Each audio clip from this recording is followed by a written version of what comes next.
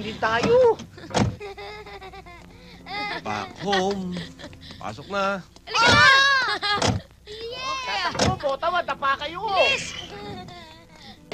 Ling, anong ginagawa mo dyan? Halika na sa loob para makapagpahinga ka tuloy.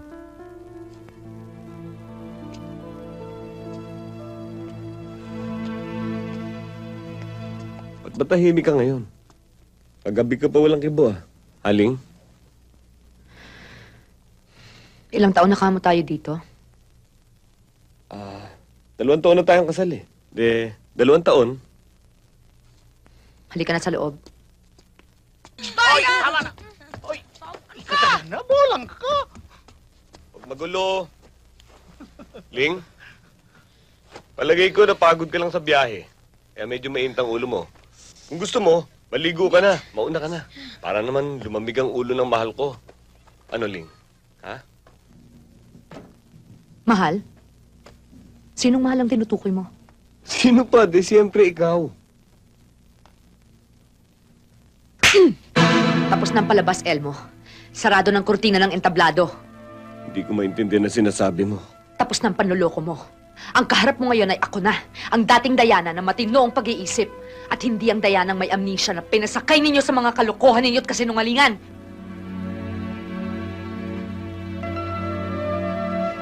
Alam nyo, kung iisa-isahin ko ang ginawa ninyong pambibilog sa ulo ko, hindi mabibilang ng mga daliri mo at mga daliri ko.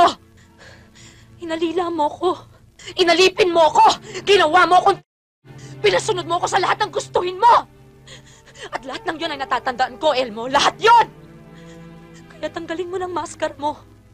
Dahil nagampanan mo na ng magaling ang papel ng isang dakilang manloloko. Diana, nagawa ko lang ang lahat ng yun para sa kabutihan mo. Dahil... Wala ka nang maaaring maging katwiran para matakpan ang lahat ng ginawa mo. At wala ka na rin magagawang katwiran na tatanggapin ko. Diana, sandali. Sandali! Huwag mo akong hawakan! Aalis ako, Elmo. At itong tandaan mo, huwag mo akong pipigilan, huwag mo akong susundan. Dahil pag ginawa mo yan, mapapahiya ka lang. Manluloko.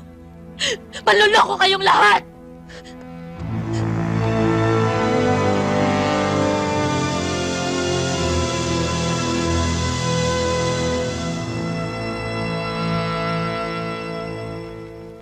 Anang? Ting! Dillinger! Kahit ba kayong dalawa? Di ka ba naaawa sa mga boy na kinakatay mo? Eh, sino pa magpapalaki ng mga yun? Alam mo, Tol, ang mga anak niyan at ang mga pamangkin niyan, yun lang naman inaalala ko, Tol, eh. Baka magkasakit ka. Bakit naman? Eh, nagtatrabaho ka na, eh. Gusto mong trabahuin ka, bituka mo para galing goto?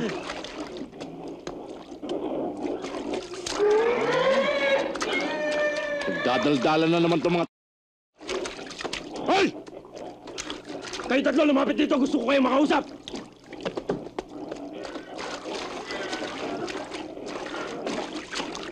Sumunod kayo sa akin.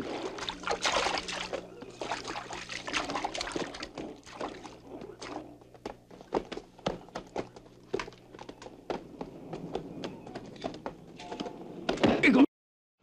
Alam mo namang galit na galit ako sa mga taong nagbubulakbol sa oras ng trabaho. At sino itong dalawang kasama mo? Mga bago sila. Mga kaibigan ko. Mga bago pala yung mga yan, Gido. Oh, anong inaantay mo? Binyagan mo!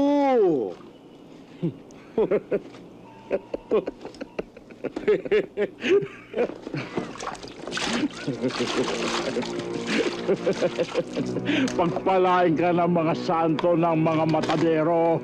Sa amin, ang mga abusado. Kinukumpilan ko!